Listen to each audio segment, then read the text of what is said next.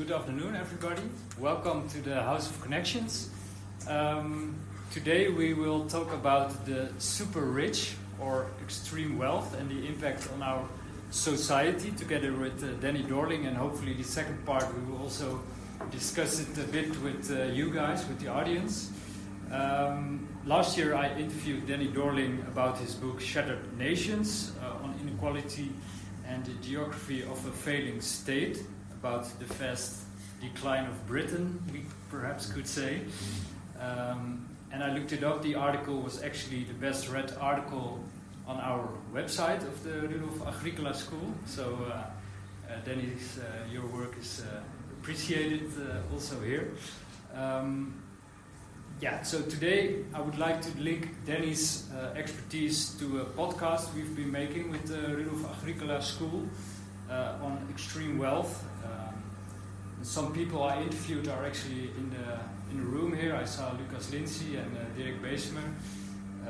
Perhaps in the second part we can discuss a few topics that were pressing issues in our podcast. The podcast is called Wijze Raad, or Wise Counsel in English, by the way. So we discuss pressing issues in our society with experts, for example, from the university. And in this first season that we are dealing with now is about the pros and cons of billionaires. Are economic inequalities spiraling out of control, or are billionaires actually the driving force behind innovation and progress? Well, that's one of the statements I would say. How will we discuss this broad topic, I would say, today? So I'll give you a bit of a setup of the program. We start off with an interview with Danny, and in which we will discuss Danny's work, and we will link it to our topic of today, extreme wealth and the impact on our society. And I have a few topics in mind to discuss, and after the talk we will open the discussion together, and this will be hopefully really interactive. We have made statements for this, and based on the statements based on the content of our podcast episodes we've made so far. And after that, around 4:45, depends on how the discussion will go. We will have a small bottle, some drinks. Starting off, again a warm applause for Danny.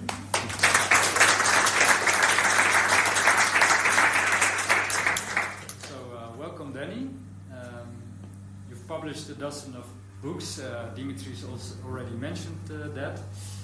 On several topics such as housing, health, employment, education and poverty, for example. And the latest book is called The Next Crisis, What We Think About the Future. And your book examines monthly Ipsos survey data on what people in different countries are most worried about. So starting off with the question, what will be the next crisis, you think? Next one. Thank you very much for coming.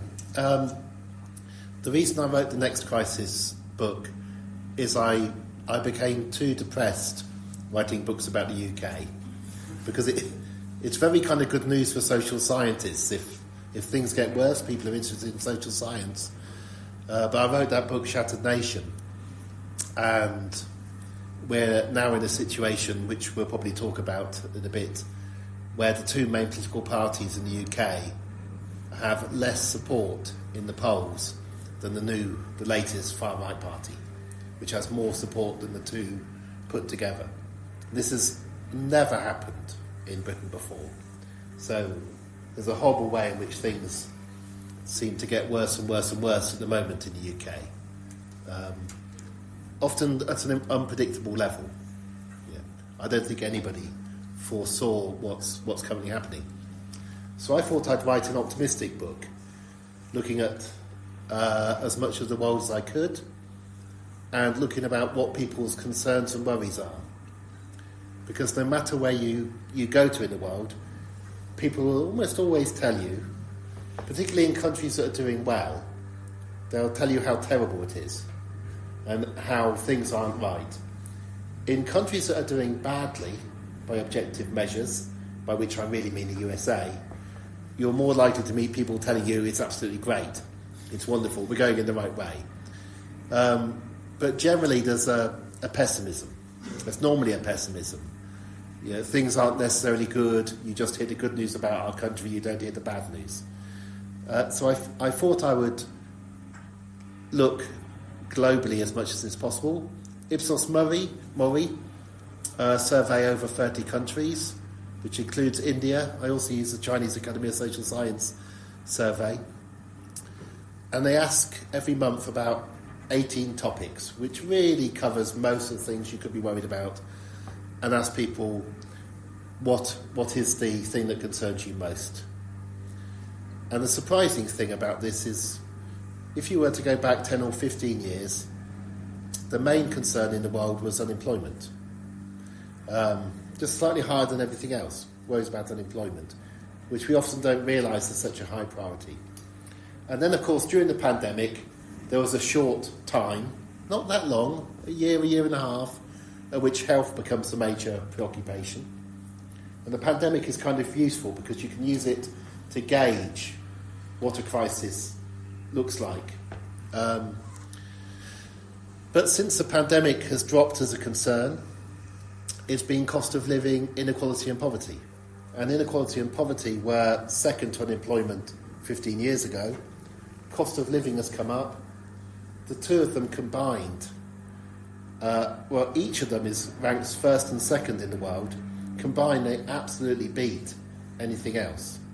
Most people who fill out surveys in most of the world are concerned about the poverty in their society, the amount they have to spend just to get through.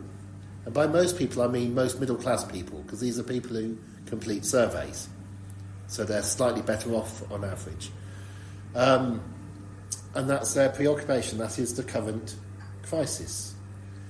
The longer it goes on for, the less people see it as a new crisis. It's just a continuous problem. How do we get through? The second most pressing crisis is still unemployment.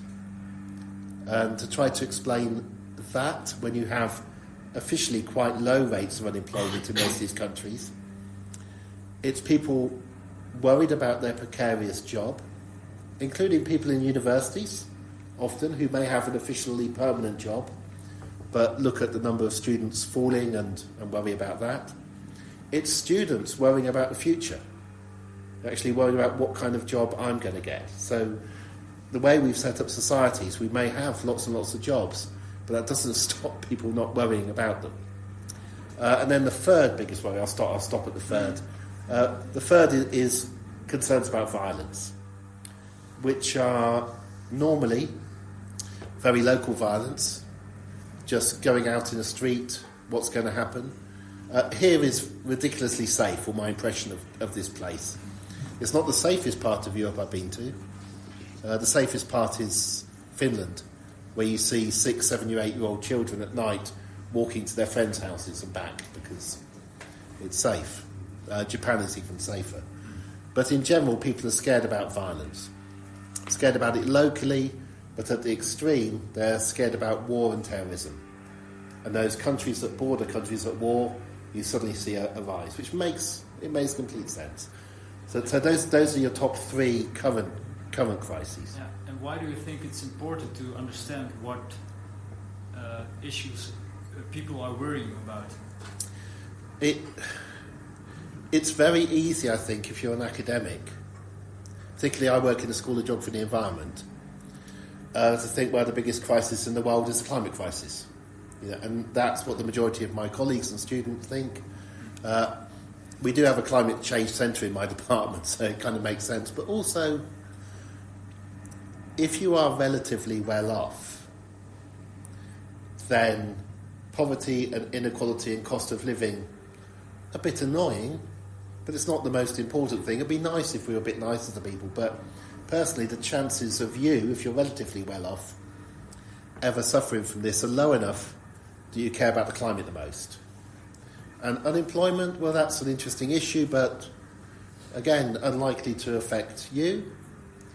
And violence, again, less likely to affect you because you can live somewhere where it's very unlikely to happen. And where is climate then, in the top 10 or the top 15?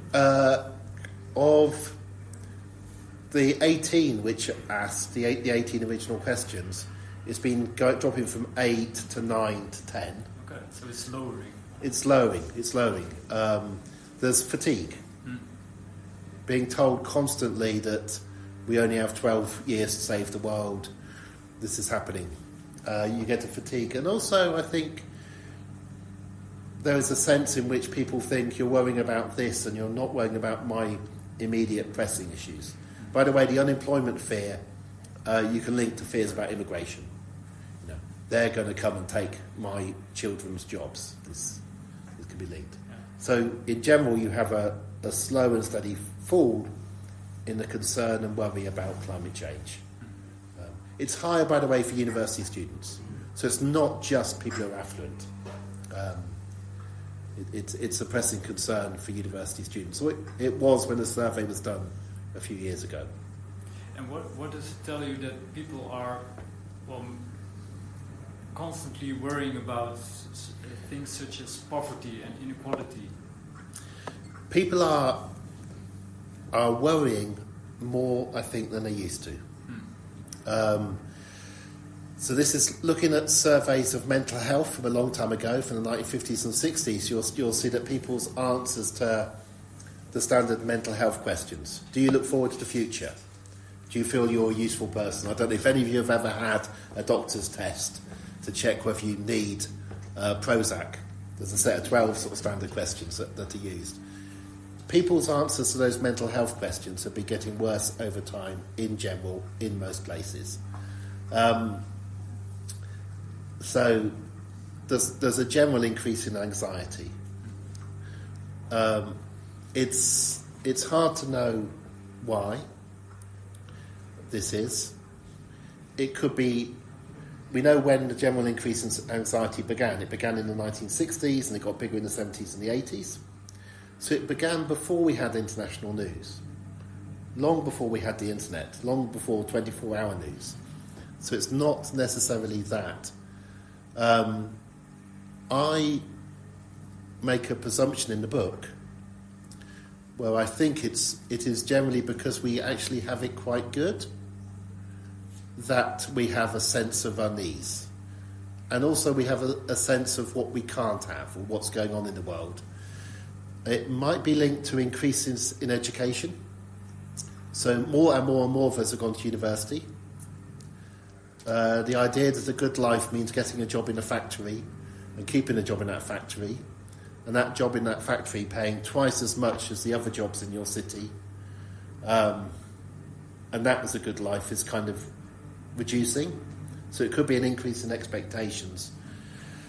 But it's hard. Explaining this general level of anxiety, I find difficult, because we're living in a period where our chances of getting a deadly infectious disease have never been lower. The number of epidemics and pandemics have never been lower. We've just lived through one, okay? That's an incredibly rare event. You can go back, there was a tiny little swine flu, if you remember 2010. Hardly anybody died. SARS was tiny. The big pandemic, I won't get you to guess, but the big pandemic before these tiny little ones, which was big, was AIDS. And that's quite a big thing, still exists. Then you've got to go to 1968 for the last fairly deadly flu pandemic that killed 1 million people, I think, in the USA. It's a long time ago. And you go back further in time and you begin to get more and more and more frequent pandemics, different diseases, typhus, cholera, incredible number of childhood diseases in the past coming, and lots of wars. So So you're saying things are actually getting better, but we're worrying about issues even more, or? Well, and it's probably good that we worry. Yeah. But, you know, I'm a parent, I have children. The chances of my children that are all adults, and you feel really bad saying this, you know, like it's like touch wood if this was wood. But the chances of my children having to fight in a war are at a historic low, even though we're absolutely petrified that there's going to be a war, because we're kind of planning for a war. But the objective chances of this occurring are not high. So we have this anxiety. It almost feels bad to say it's looking safe. I mean, the reason for my children, why, is that my country was involved in the third largest war in Europe since the Second World War. You know, the largest is currently on the edge of Europe in Ukraine. The second was in Yugoslavia. And the third one was Northern Ireland. And so, unlike elsewhere in Europe, my children could have been involved in a war in Northern Ireland. We now have peace there. But it sounds almost terrible for me to say the chances of these are dropping, even though objectively they are. Yeah. But you always think, you say that and you're going to bring bad luck. You know, the idiots are going to drop some bombs. They're going to send a leaflet around called Preparing for War or something, just to get you all scared. And so inequality is one of the things people are worrying about these days. And I'm maybe linking it a bit to the topic of today, extreme wealth. Is extreme wealth and the super rich, is this something people are worried about? Or could this be linked to worries about inequality or poverty? I think the worry about poverty began first. I'm generalising a lot, and a lot of this is based on what I know about from the UK, so it may be different elsewhere. Mm-hmm. We kind of rediscovered poverty in the 1980s and 1990s as an issue. There was, before then, an idea that generally society was getting better, rates of poverty were going down, the number of people who had illnesses related to poverty was going down, material living standards were getting better. In the UK, we had a government that banned the word poverty in the 1980s. You couldn't talk about it because they said it didn't exist anymore. That provided a good opportunity for social scientists to say it did. You couldn't have 3 million people unemployed and not have poverty. Across Europe, the phrase social exclusion came in because they're a bit worried about the phrase poverty. It's seen as being in the past. But in general, an acceptance of poverty being a real and persistent and existing thing that you can measure in each country came back again from the optimistic decades before when things were getting better and poverty was falling. And then slowly, and still quite an argument, that the issue wasn't simply poverty, it was inequality. The problem was the bigger the gaps in your society between the better off and the average and the poor, the easier it is to have people living in poverty. You can't have inequality and get rid of poverty. Poverty rates are lowest in the most equal countries, again in Europe. And it's since 2010, there was a famous book in 2010, but since then, inequality has been seen as more and more important, and scientific publications showing it really matters, and the differences between countries correlates very closely with inequality in income. Some people try and argue it's trust, but what is it that makes people trust others? And into that context, then we begin to get the debate about billionaires. There are always actors that help make the debate happen. In this case, I think it was Oxfam, the charity. And I forget the year when Oxfam first did this, but the world super rich meet every year in January in Davos, the World Economic Forum. And Oxfam, it's at least a decade ago, published a report which crashed their website because so many people downloaded it. And they published a report during the Davos meeting which I think said how you could fit onto a single bus billionaires who were meeting in Davos who had more wealth than the majority of the population on the planet. And then Oxfam carried on doing it. And that was the painting of billionaires as being an issue.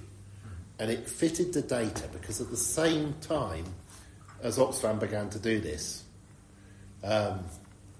which, and they're a charity, so they're not allowed to be political.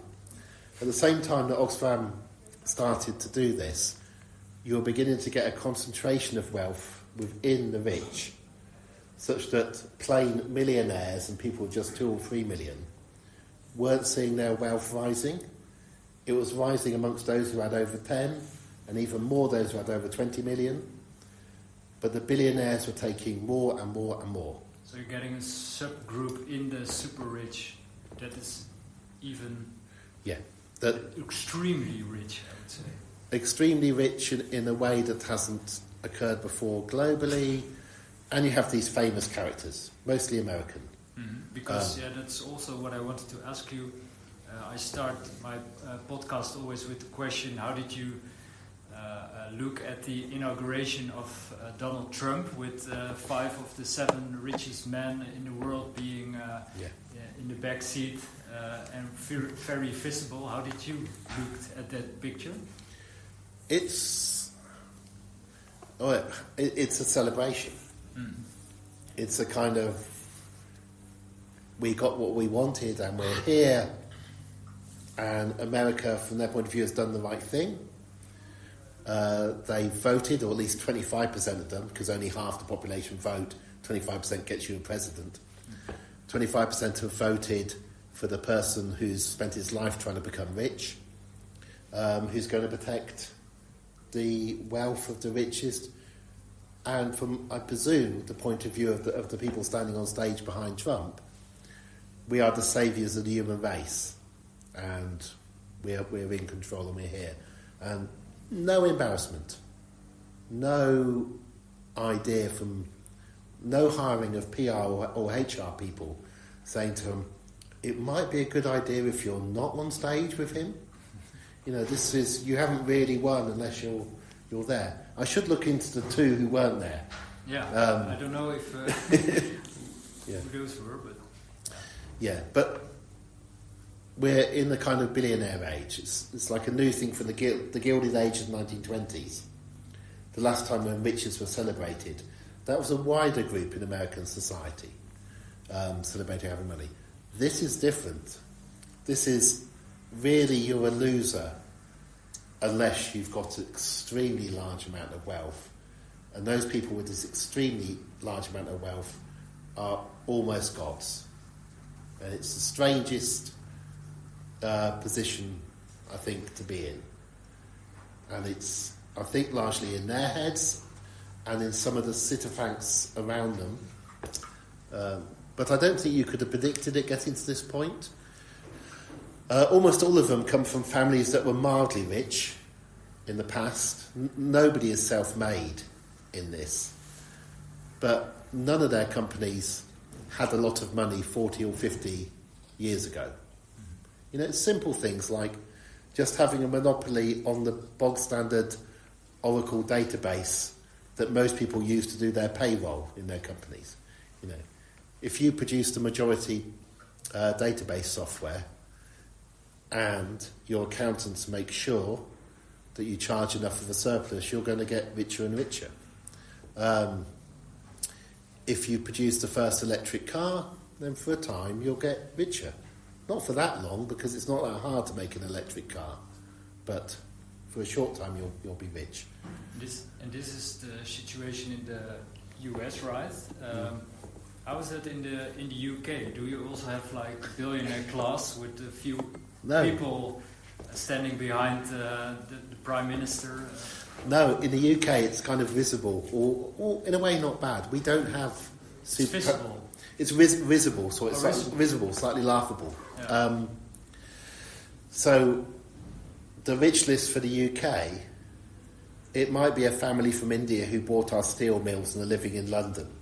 It's increasingly at the top, it's people from abroad London is a safe place for rich people. So it's people from abroad. You could include the royal family who used to be in it. You know, they're really from Germany and Greece. And the Queen used to be the richest person, and isn't now. But we don't have the equivalent billionaires. So in a sense, the billionaires that matter for the UK are in the United States. We have multi-millionaires. One of them last week gave 9 million, the largest ever political donation given to the far-right party. Right? So we have very rich people who can give 9 million, but we don't have these billionaires acting there. Our people on the edge of being billionaires tend to run away to another place to live. Yeah. And I think that in the pre-talk we also had, you said the UK may become a target ground for the billionaire-backed politics. Could you elaborate on this? It's a mixture of things that have actually happened. But I said it before. I err to being optimistic, but I kind of say, in the short term, it makes things. So these folk behind Donald Trump, it wasn't guaranteed that Donald Trump was going to win that second election. You know, it did require the Democrats being in quite a bad state. It required Joe Biden's health being remarkably bad. It required the Democrats not thinking ahead enough to actually replace him early. And the Democrats were not a particularly progressive political party at all. But they get Trump in. They get a situation in which their taxes are going to reduce. I've forgotten what it's called. Whatever, the great big bill or the wonderful bill. The big beautiful bill. The big beautiful bill. Yeah. So the analysis of that shows that the result of that bill is less money for the majority of Americans, but tax breaks for the best off. They get what they want. And then you get quite a lot of talk about neighbouring countries. You get this constant talk just to get people talking about the next issue. So, invading Canada and making it, things you'd never have predicted. You wouldn't have predicted people would make jokes about invading Canada, but you get talks about this. Invading Greenland, possibly Mexico. What was interesting about this is at no point did anybody say anything about the UK. But the kind of thing but the UK is the closest country politically to the United States. It's a kind of easy second home. Our most important, most segregated immigrant group are Americans. We have lots of people from the USA living in the UK. You can see where they live in the census. There's a whole set who live around military bases. My favourite are 5,000 Americans living in the secret military base in North Yorkshire, but they all fill in the census. They could be doing something else. The most segregated immigrant group in Britain are Americans in Hyde Park in London, and they're the children of bankers who were born in the USA. We have such a concentration of Americans in the richest part of London because our banks are largely American. So the UK is of great interest to the USA. It's a small place, but if you're going to go out to the USA, here's a place where you can speak English, where nobody's going to ask you too much about your cash, where you're welcome. And it's of obvious political interest. So Elon Musk's Twitter team, I assume he has a Twitter team. Donald Trump, by the way, actually does do his own tweets. Somebody's done a whole PhD on this, analysing which two phones he uses, what time of day, is the language his. Okay. And he's out of control. But Elon Musk's Twitter team, they tweet about British politics from Elon, his advice about what we should be doing. The most concrete evidence, if you think I'm conspiracy theorying about this, and again, I'm not happy, but it does kind of help, is our largest think tank in London is the Tony Blair Institute. It employs over 1,000 people, which is more people than all the other think tanks put together ever since those think tanks began. Right? 1,000 employees is enormous. And the boss of Oracle in this year, 2025, gave the Tony Blair Institute £300 million. 300 million to help fund their work. Now, if that isn't a sign of direct political interest in the country. But at the same time, when Trump flew over, could it have been his second visit? I forget how many times he flies over and we kind of bow down to him. He came over with a load of super rich Americans and they announced more deals and things that they're doing because the UK is a very safe place. We are outside European laws on what you can do. So if you want to build a data centre or you want to invest in something financial, you're not going to have that pesky set of politicians in Brussels looking at what you're doing. It's a safe place. But are they backing then the Reform Party, or do they have? If you're talking about like the billionaires from the US, do they have a preference? Musk has a preference for the Reform Party. He does want, or he did want earlier this year, Nigel Farage, the leader, replaced by somebody, I think, younger and more charismatic than that, but they definitely have an interest. But at the same time, the Conservative Party, the traditional right-wing party, which is doing very, very badly in the polls, says wonderful things about America.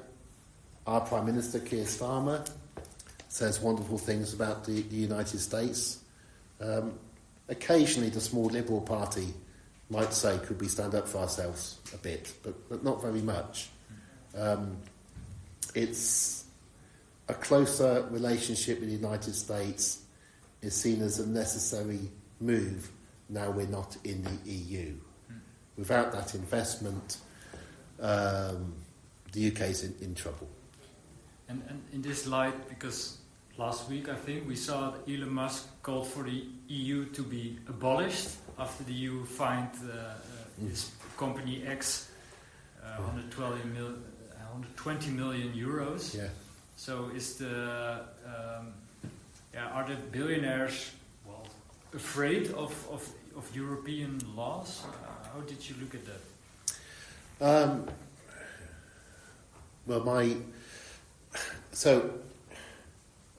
My impression is it is a worry. Amazon can still be based in Luxembourg, so the EU is not yet sorting out its tax havens, or Ireland, which is the other country. Although not in the EU, Switzerland as well. So there are these issues in mainland Europe. But the EU is, in my impression, the main only scrutinising body of what's going on that is actually powerful enough to occasionally do something, but generally talk about wanting to break up monopolies. The most powerful body in the world over what the billionaires are doing is the Chinese government. Right? You're not allowed to use their software in China. It doesn't work. There's a firewall. Then they're not allowed in. But we tend not to talk about that. And as far as I can see, the billionaires don't necessarily have a plan for China, even though Elon Musk's mum spends a long time in Shanghai, and the factories are in Shanghai for Tesla. So the connections are closer. But if you ignore the fact that China is immune from the billionaires by not letting them put their software systems in, not letting them do that, then it's the EU is, like the defence mechanism. And the UK is a lost case in that sense, or? The UK is co-opted. So we had a coalition government from 2010 to 2015. And Nick Clegg, the Deputy Prime Minister, now works for Facebook, very high up. So we are intimately connected. John Major, one of our previous Prime Ministers, has worked as a consultant for the financial companies. So the traditional thing for British politicians who do well in the past was upon leaving office or losing an election, you would get a job in an American bank or American tech company, and you would have a higher salary than your salary as a cabinet member later in life because of your experience in government. Now, if you've got such an intimate relationship, between American business and British politics. If in a way it becomes more and more obvious that this personally is the future, an MP salary is 80, 90,000. You've kind of made it. The interesting thing is we have 400 Labour MPs now. And I could be wrong, and I don't think there are enough jobs for them all. So I don't think they can all get consultancy jobs if they do really badly at the next election. So I think this is a temporary thing that's occurred, and not a conspiracy, just one at a time. But it's a very close relationship. And so this is about the super rich, and maybe also a pledge for some more equality. Because what could you say against these billionaires? What would be so in the podcast we were looking for pros and cons. I think you already mentioned some cons, but is a more equal society a better society? It is, in terms of if you measure people's levels of happiness and well-being or their health, if you look at how many people are imprisoned, level of violence, level of crime, it's better than this. But the standard average viewpoint of somebody who's very rich appears to be, and I'm being careful because, I'm a geographer, I'm not a psychologist, but the standard viewpoint of somebody who's very rich is that they're very special. They're very rich because they're very special. They're very able, they're very clever, they understand things better than other people, they work harder. Most people are stupid. That's why they're not very rich. And a lot of people are really even below stupid. So why would you worry that they live lives that are quite difficult? In fact, they almost need to, because you need an incentive to do horrible work that needs to be done. And I think that's what happens in a very, very unequal society. The idea that the large majority of people are just inept, and you are super, super clever because you've got to the top of a company that makes a database and managed to stay at the top. If you look at chief executive officers, in the UK, the average chief executive officer gets about £4 million a year, and they stay in a job only about 2 years. So there's quite a lot of competition to get up there. FTSE 100, the highest share-priced companies in Britain. That's the kind of level. 4 million income a year is tiny when we're talking about the super rich. Much less than the people who run hedge funds and private equity and so on. But there aren't large numbers of these people. If you can hang on to your £4 or £5 million a year job for 2 years, the amount of money you'll get is enough to set up your family for life. But to get to that point, you'll have had to stepped over, stamped on, and fought many other people to get to that position. And you are likely to think that you're really, really good. It's the tendency to think, I must be really good if I've ended up in this position, is high. And I think also, if you don't think that, you're so much less likely to have done the things that you needed to do to get promoted on the way up. But this is also a narrative that's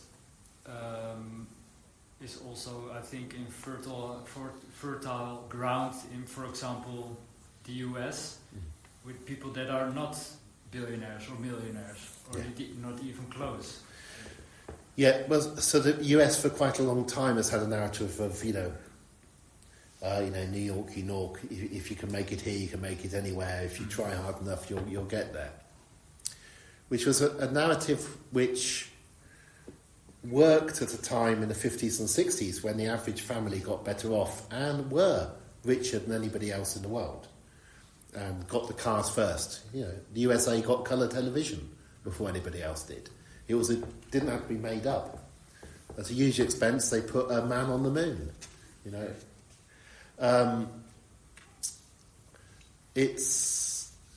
but I think my impression is that belief is going. The interesting thing about the Trump election was the utter shock that it caused half of the USA. The way that Democrats suddenly went very, very quiet. Like the confidence in the country suddenly dropped, and is still not there. You can see a shattering of US confidence amongst many liberal Americans. It's similar in a very small way to what happened in the UK with Brexit. So I told you about Nick Clegg. He was the Deputy Prime Minister. David Cameron was the Prime Minister. When David Cameron became Prime Minister in 2010, he said it was going to make people happier. And he introduced a happiness index that the National Statistics Agency had to produce every month. And we social scientists didn't say much about it because, very strangely, it was going up. We had a period of austerity, poverty was increasing, inequality was really high, but the average level of happiness was rising. And in hindsight, I think it was rising because most people were getting what they wanted. A narrow majority were getting what they wanted. They had a conservative liberal government in. They had austerity. Money wasn't being, in their terms, wasted on the poor. We took away benefits from poor families with a third or fourth child. That was popular. We were being tough on immigrants. That was popular. We get another election in 2015 and the National Happiness Index rises a little bit more. And then we get a vote on leaving the EU. And we vote to leave the EU. And the National Happiness Index in 2016, 17, 18 rises a little bit more. Because the population is ageing and a narrow majority of people were getting what they voted for. And then we had the 2019 general election, and that happiness measure plummeted. And our anxiety measure, which is part of that, went through the roof. Because the people who didn't want this to happen suddenly realised, oh no, we are going to leave the EU. Oh no, we are going to do all these things. And we had a peak in unhappiness and anxiety, which was only exceeded by the second wave of COVID, when we realised that this disease is coming back again, and we're actually more anxious. So, and that shattering of confidence in the UK that occurred at the point of actual Brexit, just before the pandemic, is a small example, a small reflection of what's later occurred in the USA. So you watch the social media, you'll see reports about ICE going around, people being arrested, the rule of law not being operated, the chances that there may not be elections in the future without being discussed, illegal activity going on by the government of blowing up fishing boats in other waters. And there is a kind of a shock horror from part of the population. Yeah. And you were discussing happiness polls. I think they're also doing it by country, right? Yes. And you also wrote a book about Finland. Yes. As being the happiest country in the world for year after year. It's Fintopia, the book is called, and that's actually quite an equal country, right? Yeah. So equal. I do wonder about happy or. Well, okay. The question is the standard world happiness question is all things considered. How happy are you on a scale from 0 to 10? Mm-hmm. And Finns are very good at the all things considered part of that question, which is I think they're very very considering. What do you think about it? You know, the questions don't necessarily translate into different languages or mean the same thing.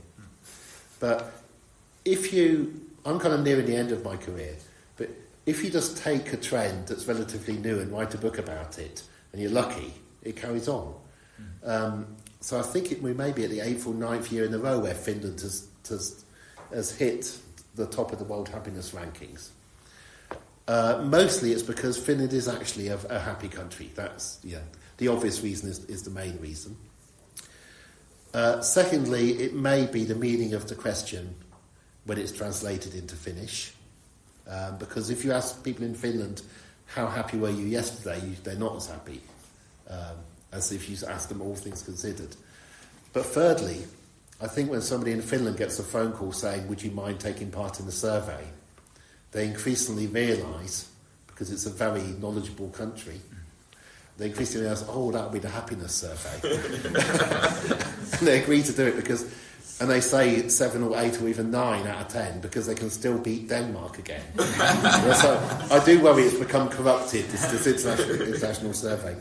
But, objectively, it's the country in the world with the lowest rate of homelessness. It has a tiny amount. The best education system in many ways, a place where you don't have to worry about where you live in terms of your children going to school. The best work-life balance, so you can't get to pizza at 9 o'clock on a Friday night, in Helsinki.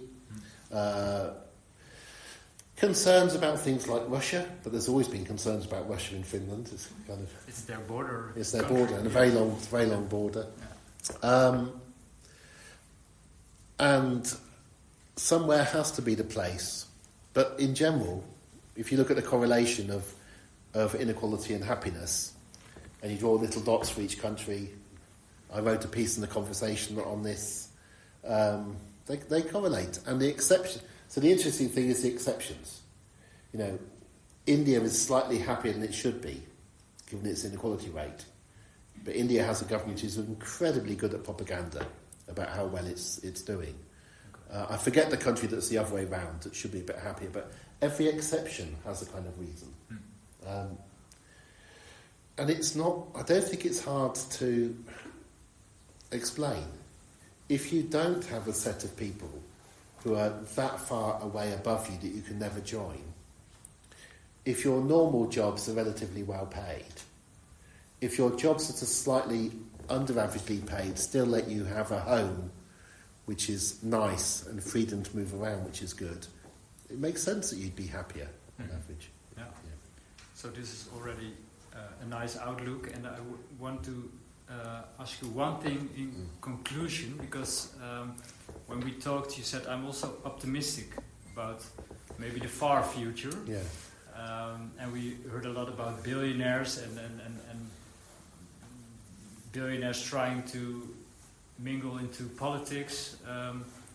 Why are you optimistic about the future? I'm not always optimistic. I don't think I'm naturally a person who's always glass half full. And I don't think I'm clutching at straws, but I do think to be in a situation where your super rich have done so little really of actual value, and most people can see that they're not wonderfully clever, hard-working people. If Elon Musk had sat there constantly trying to find solutions to the world's problems and introducing new inventions that helped people in poorer countries, cook food without polluting and so on, and didn't have an obsession with spaceships and trying to get to Mars. If our super rich were like the very rich in the past, who did build steel mills and iron mills and railways, and could claim, this new world that we're getting is partly because of us.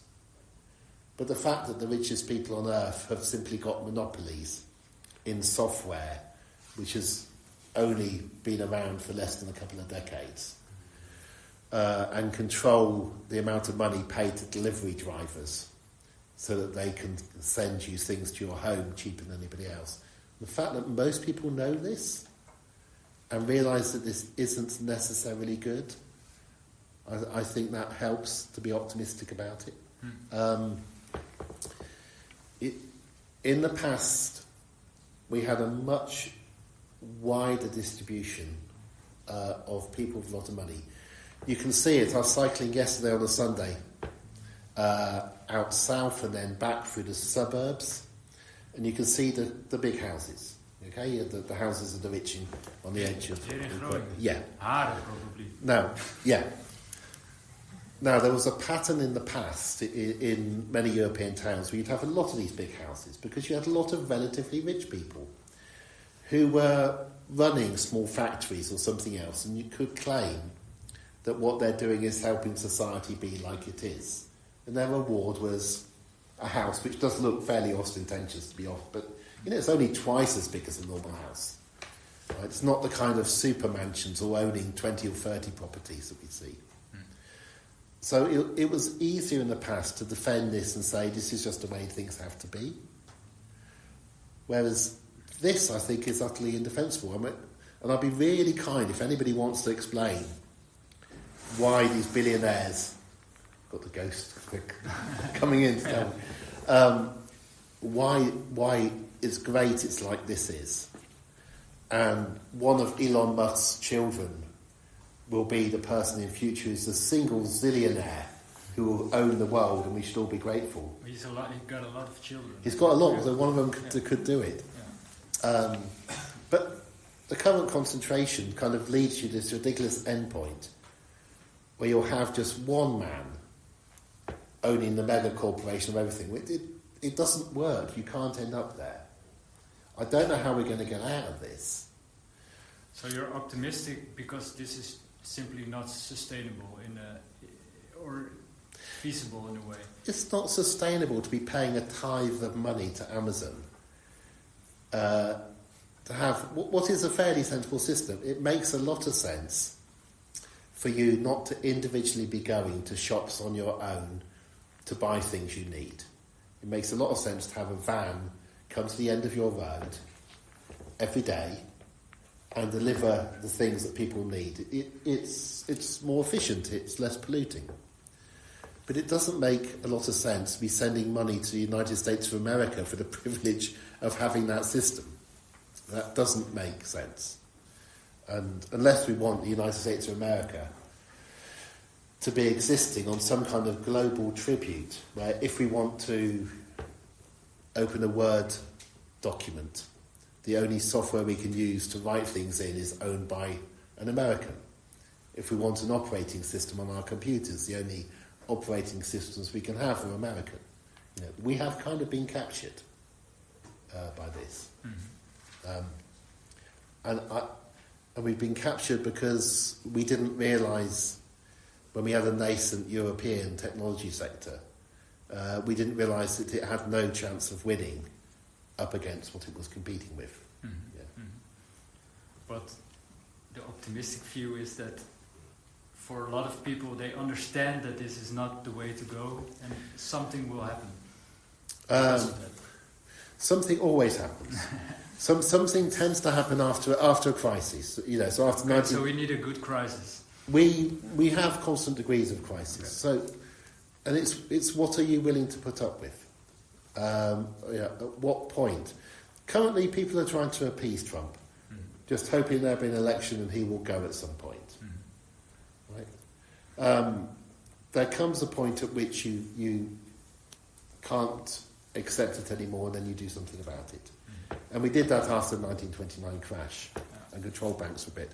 After the 2008 crash, the European Central Bank, in a sense, has put controls in on banks to try to stop that happening, which was one reason why the people who funded UKIP wanted the UK to leave Europe, so that our banks were not subject to the controls of other banks in Europe, so that you can do gambling in British banks that you can't do elsewhere. All right. That being said, thanks a lot, Danny, for this great talk. By this, we also round off this part of the program. Warm applause for Danny.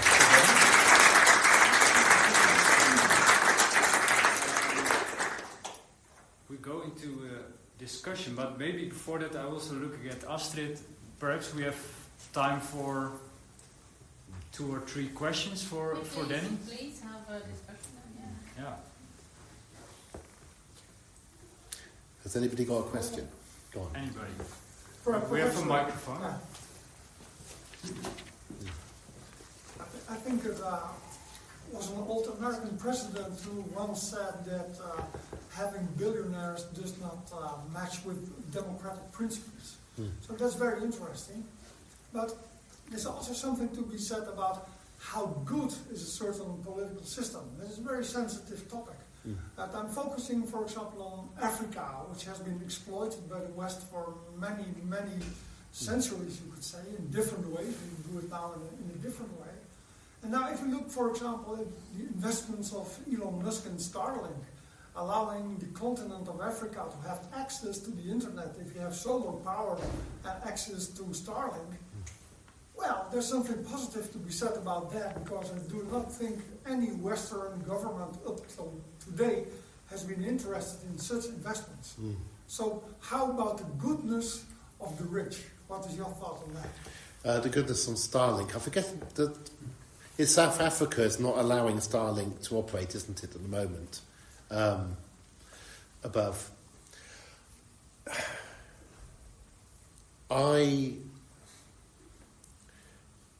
I worry that it's a gimmick, in that the interests of Starlink is to try and get dependence on Starlink. And then once you've got people, if you're allowed, using it, then you start to say, we're going to start charging more and more money for this and become dependent. Unpredictable things happen. So one unpredictable thing that happened was,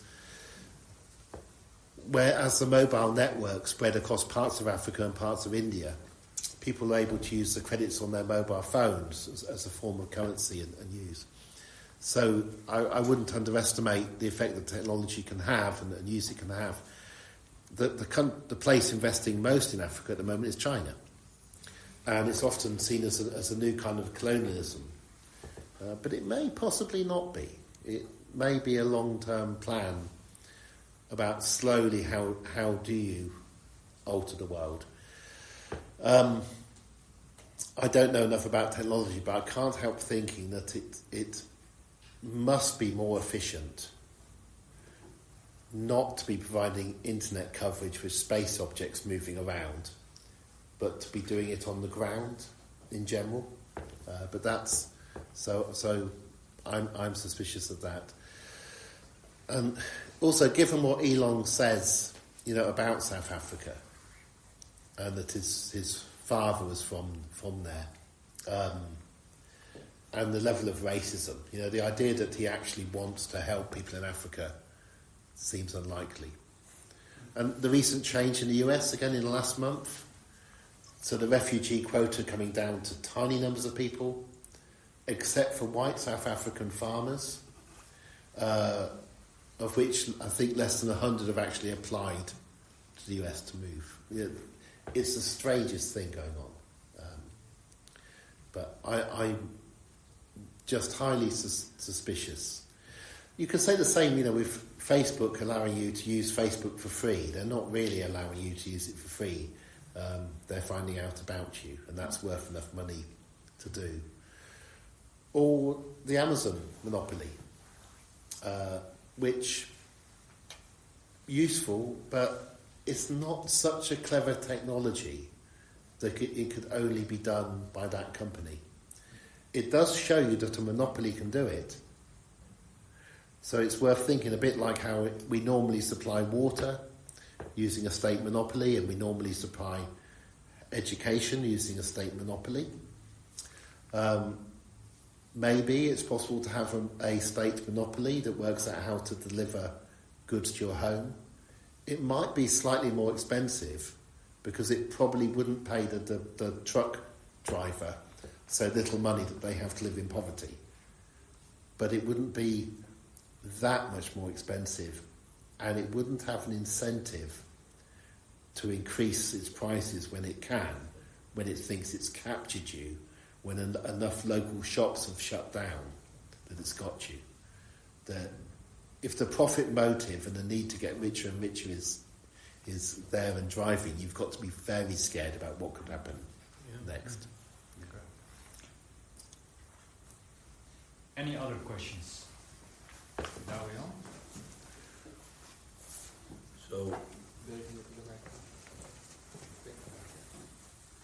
So yesterday, Saturday, was in the Albert Heijn, and I saw the prices just change in front of my eyes while I was just browsing the cheap basket and stuff. I really saw like, it was €1 and now it's $1.50 for this whole basket, everything in this basket. And I saw a documentary about that they can now, that they just have your profile from the internet, and they know how much, at least in the States, know how much you are willing to spend to stuff, so they are maximizing the profit they can get from per customer. And I was wondering what you think about that. This is also the feeling of being in it, but this for influencers has on the feeling of being in inequality, because you feel the prices are rising to your max ability of spending. Yes.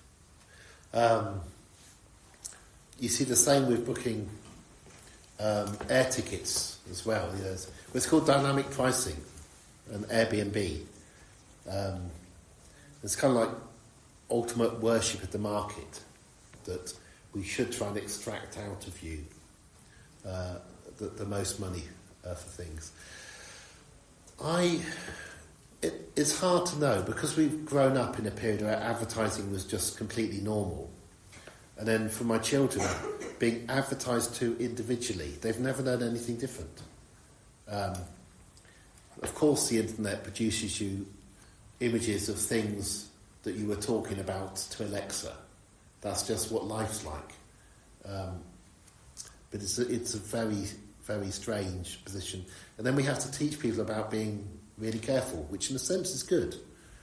So, do you really need to buy any of that? What do you need to buy? If you're trapped in that system, it's hard. There's a nice example from China of this, which is not doing that, even though it'd be entirely possible with WeChat to do that. But it's having a progressive form of VAT, where if it's a luxury good, like a designer dress or an Apple Mac computer, the value-added tax is much higher, so that the rich pay more when they buy things they don't really need. Because although it's nice to have an Apple Mac, there are much, much cheaper computers that you could do. The disadvantage of that progressive consumption tax is that you have people flying from China with empty suitcases to Heathrow, and then shopping in a place called Bicester Village near Oxford, and buying the things that would have a high consumption tax, because it's cheaper to fly all the way from China and back again. But no, this surveillance of our lives, to know how to get us. One thing I think is always crosses my mind about this, that we don't appreciate.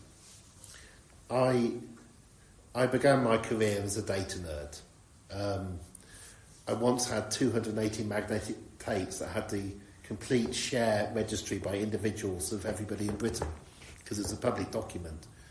So this is in the late 80s and 90s. I had access to an enormous amount of data when large data was relatively rare. And the number of mistakes people make with data, particularly when it's held in secret, is enormous.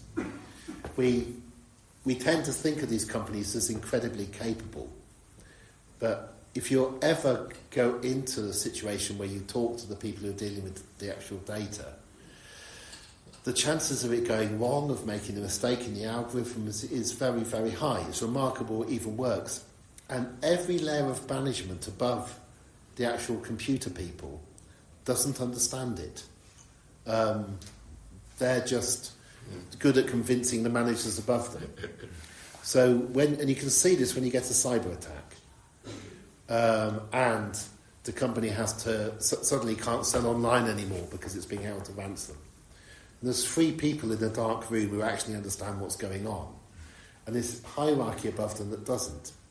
So this may be my optimism, but the idea that all these tech companies are actually that able, they could do enough things to convince their bosses and to target us. But I'm sceptical of the ability to link, say, your Spotify playing record with something else, and get it right all the time. Because the super able bosses don't actually understand any of it. So you're also skeptical about that the prices are actually rise in the supermarket because you are buying a lot of eggs, I don't know, or something. So what are your thoughts on that? There can be a little bit of doing this, but the people doing the technology only have to do it well enough to convince their employers. The idea of kind of evil genius manipulation level does seem odd to me, partly because this is done so much in secret. I can give you one example. So the other thing that happens in secret is government secret services and the military. When I was doing my PhD supervisor, just before I began, and he wasn't at all political, had a look at the nuclear war plans of the UK. And the government had published where they thought the Russians were going to hit, actually had dots for each city. And the government had also published a report saying what the effect of a 1 megatron bomb would be. So these are two public documents. And he also had the 1981 census, so he knew where everyone was. And so in Fortran, he wrote a computer program that put the bombs on each city, worked out how many people would die from the government estimates, and worked out that 30 million people would be dead and dying within 2 weeks, and published this. And there was shock, and then the government replicated it in their own computer systems. But it's always struck me as really odd that the British government had never, nobody inside government appeared to have worked out how many people are going to die in this attack. So one nice thing about universities is stuff is open. You write papers and it's open, you can criticise, data's open, particularly in medicine, it's to get a certain level of standard. The minute something is done in secret, which happens in the secret services and the military and in big business, the capacity to make enormous mistakes is much, much higher because of this lack of knowledge of others, lack of peer review. You can worry about the implications of that as well, but I think, but I think we can get too paranoid about how much corporate Big Brother actually knows about us. And there isn't competition. This isn't a set of different firms fighting for supremacy. This stuff is happening within monopolies, where if somebody is doing a fairly competent job on the Google campus, so I've never been to these campuses. I've been invited, and the invitation, and they'll pay for the airfare, they'll pay for the hotel to go to some think meeting. But you have to sign a non-disclosure agreement, so you can never say what's going on. So that level of secrecy, I'm sceptical, and it's not criticism. I hope they're not that good, but they've only got to be good enough to convince their bosses they're good and make a little bit more profit than before. Mm-hmm. And then we would like also to invite the audience to react on a few statements that we thought of. I think we have about half an hour for that. We'll see how it goes. But these statements they stem from the podcast episode that we recorded. A statement that you often hear is that in the system that we have, where we reward people for good ideas, then it's if someone has a truly great idea, for example, I don't know, Starlink, for example, they deserve to earn a lot of money. So I'm curious to hear from the audience what are your thoughts on that? I think I see a finger over there. Well, my first question would be, what do you define as great? Because I feel like in our current society that it just is whatever brings in the most money. As to rather, if you could decrease world hunger by 10% or just eliminates completely. I feel like that would be much greater, as in terms of positive impact. That's not how our society works. So I think we should first define what we, as a society, define to be great, before going on to how to reward the people with these ideas, because I think it's, as of right now, it's greatest is measured in terms of monetary value. Okay. Any thoughts on that? I would add to that it's maybe also a question of how much money is a lot of money to reward somebody with.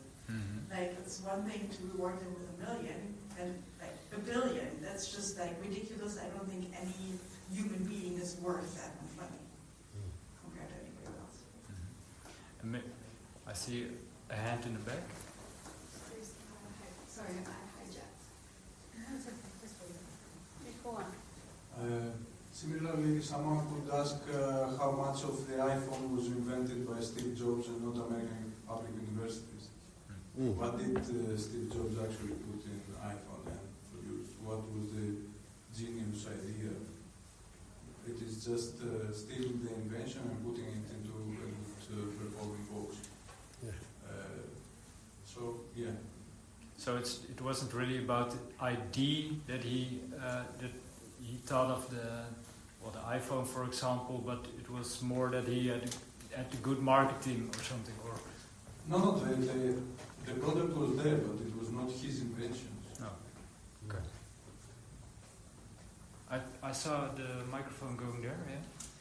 Yeah, to add to what both of you have mentioned, it is one thing to come up with a good idea, but it's another thing that other people have to operationalize it and make it real or make it universal.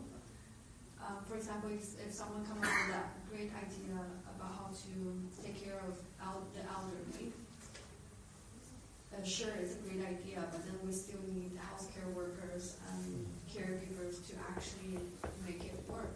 So I don't think that great idea should outweigh the effort and the care that those people need to put into in order for it to be universally affordable or available. So in your view, we should also value the people that do the work. So Yeah, definitely. okay. And what also interests me, because I see Lucas Lindsay is also in the room. Maybe you can get a microphone if you raise your hand. Because in the podcast we also discussed that you were mentioning about what is a lot of money. Well, in your thoughts, $1 billion is far too much money, and in the podcast we discussed that at a certain point it's not even about the money anymore, but it's more about status. Could you perhaps share your thoughts on that? Yes, that derived from a project where we looked at CEO salaries, which Dan also mentioned, and just to better understand what is actually the function of that money, right? Because if you get to a certain amount of money, $1 million, maybe it's nice, you can buy a nice house, whatever, but if you have $1 billion, it's way more than you can even spend. It's not really useful, and even though they have $1 billion, and they still want $2 billion, $3 billion, but it's not really because they can buy more with that, so at least that's my hypothesis. It's more that it becomes a signifier of success, and they start competing with each other among their friends of rich people, and whoever has more money is seen as more successful. So then what the money does is more ranking them by like how rich you are. So it's not really about the value of the money that much anymore, but it becomes more of a social function and a signifier. Yeah. What are your thoughts on that, Danny? It has to be. I mean, but also this is a system which would automatically promote people with that way of thinking to the top. So it only requires a very small number of people to believe that what matters is having a lot of money, and the rest of us letting them do this, to end up in this situation. You look back at it and you think, well, why didn't this occur before? And that's because before it wasn't possible to have worldwide control largely worldwide control of a single social media system. You could own newspapers, but they were local. So you could be a multi-millionaire magnate, but you couldn't be a global one. So this has occurred because the infrastructure has made it possible to occur. And it turns out that there were a small number, almost all men. I mean, this is fascinating that it's a male peacock showing off thing. Almost all men who want to do this. But the problem is that they do buy up politicians. So you don't get politicians saying that this is a problem. But it's relatively recent, I think, this incredible concentration of wealth amongst a few people. Any thoughts from the audience on that? Maybe on the status part, or see two hands over there? Yeah. Go ahead. Yeah, so there is the idea here that the question whether Elon Musk or whoever deserves the money, whether it's enough to live on or more, it's completely irrelevant. I mean, so we have all much more than we need in terms of, we consume 20 kilos of clothing per year or something, We all have much more than we need. It's not about need, of course. We are all conditioned to consume much more than what we need to be happy, right? So that's not a unique problem for the multi-billionaires. And also the idea that these people could justify their wealth in terms of production or something that they produce.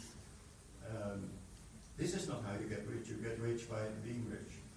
So when you look at the data of wealth in the United States, for instance, I've done this with a colleague, you can add up savings. So the idea is you get wealth by saving. If you have more income than you need to spend, what's left over is your saving. You get richer and richer if you're able to save more. Saving is only a tiny part of wealth. It doesn't explain wealth. It's capital gains. It's the increase in the value of your assets, like when you own shares in land and housing, that increases in value. And why does it increase in value? Because of financial liberalization, which allows more debt creation, money creation, which pushes up the prices of land and housing and shares. Same thing happened last time. We had really high inequality in the barren robber age. So when you have financial globalization, that's when you get an extremely rich elite who then over time start doing extremely stupid things. And then you get a financial crisis. So now we're seeing the AI investment boom, which looks like a bubble, really a black hole. And we got stable coins, which is extremely dangerous to the American financial system. So we shouldn't be so focused on do these people deserve what they get. Is $1 million enough or $1 billion enough? Of course, everybody, having stuff and having money is status, but that's true for us as well, not just for billionaires. And it's not about production, it's a financial system. And so the book of Danny is called The Next Crisis, but the AI bubble, or... I'm not predicting. Okay. Okay. But you can see, and I would agree with Danny there, that if people get very rich and there's no checks and balances on what they do anymore, they start doing really stupid things. So that's the hopeful part. Yeah, we even have a Trump coin now, I guess. Well, there was one more hand in the back. Thank you. Yeah, just a question that I had because of what was said about money and extreme wealth predominantly being a status symbol at some point. This is slightly tangential, but I do wonder, isn't the root cause of all the misery that we've been discussing the fact that money is equated to status, and the fact that we assign so much moral value as well still to people who are rich? I believe that there's still this widely held belief that if a person's very rich, they must have done very good things to deserve that. And would it be feasible at all, and if so, how, to maybe replace money as sort of the highest attainable value? And what would we replace it with? These are a lot of questions I want to answer. This was a question to Danny, or in general to anybody who wants to respond? Whoever has a thought, I guess, but also Danny. Yeah. Any hands from the audience? I see. This is Dan and Caliber replying me. of how people view the role of a hero in history. And so there's kind of different way one tackling them, and there's individualism. In the collective ways, like any hero is built on the ground of the mass. And then nowadays, knowledge protection is really from the ground. It's not built on a lot of patents and previous work from people. And it could be someone who suddenly think of a new, an innovative way to integrate the previous knowledge. But you cannot claim that it's all from him. And also, the other question is more about the distribution of the wealth or something. How do we reward people's value to societies? As you talk about money, but actually there's different way to reward a value to societies. Like the Nobel Prize winner, it's more about honor, it's not about money. So maybe it's that's two questions. Well, that's interesting, right? Because indeed in academic we have different status symbols, so to say, than money. That was also mentioned by Lucas Lindsay in the podcast. But what are your thoughts on the all the different statuses? Replacing money with different. Well, we're a long way away from it. You can make an argument that when you get new religions, new religions tend to be created at times of great inequality, and they tend to include edicts about money, about not being too greedy. So there's a kind of very long millennial process going on here. The status symbols is interesting because you mentioned clothes and the fact we can all buy more than we need. Academics famously don't buy new clothes. We do might be bad at it, but get our status in another way. You get your satisfaction from being told that you're okay or good or clever. But how you spread that out more widely, I'm not sure. On getting rich, there's a lovely book came out by two sociologists in the UK last year called Born to Rule, where they illegally got access to a thing called Who's Who, which is a book about everybody who's anybody in the UK.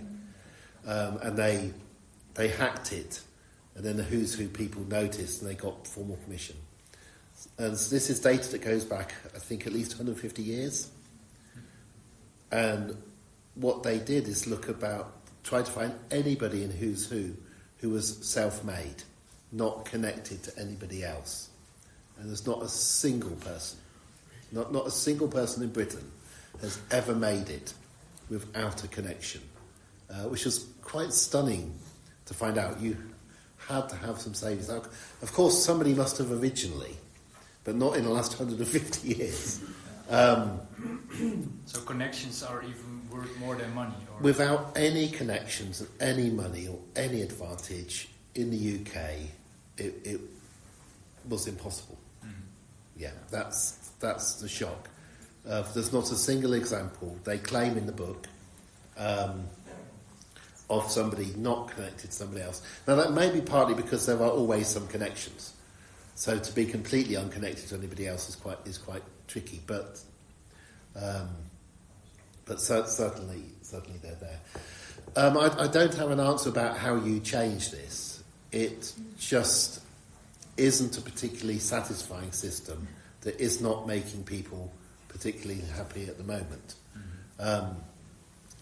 I do think that one effect of it is meaning that people who are better off are choosing to have fewer children because they don't find this system one in which that they're happy and they're all confident enough to have children, even though that they can buy more consumer goods themselves. And that's possibly quite interesting.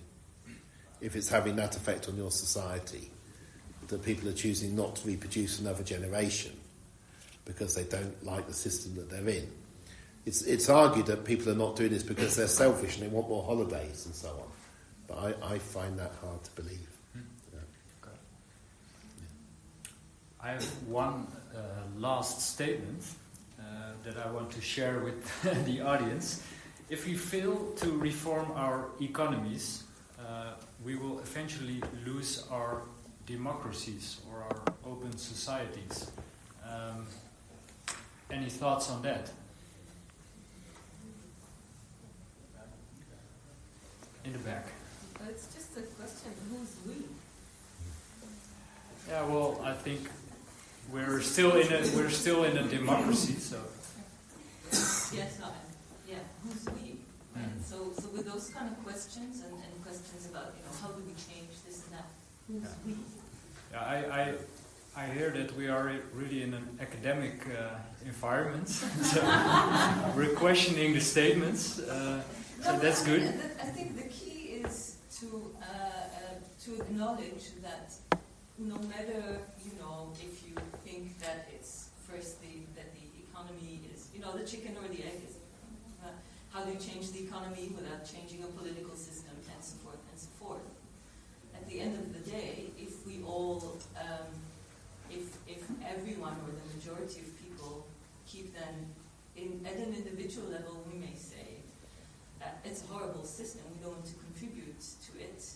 At the same time, we do contribute to it, right? The choices that we make as consumers, if you order cheap things, that means that the people who work the most to create them are not getting a good deal out of it. Yeah. And that comes down to, again, another step of, okay, how much of that choice is down to us?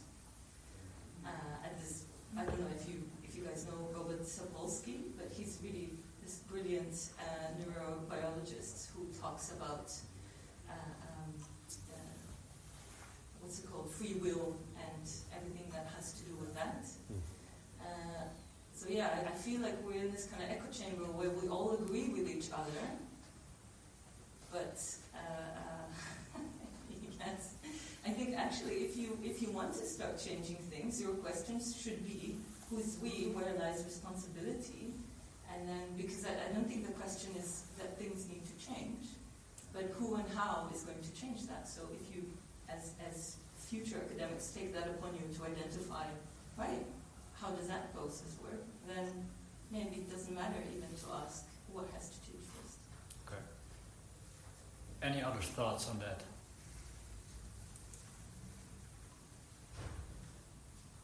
Danny, what do you think? That's good. It's a good question about who is we. Democratic voting is very, very recent. I draw a graph in one of my books about the 66 million people in Britain, I think at the 2019 election, and colour it in. And the graph is arranged by age. 66 is nice because you can divide it by 11, so I have 11 age groups, each with 6 million people in them. And then, of course, the youngest age groups are children, so there's no votes for them. And then there were 3 million people who were EU but not UK citizens, so there's no votes for them.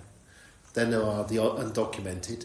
We don't have many undocumented because we're really vicious about our border, but there's no votes for them.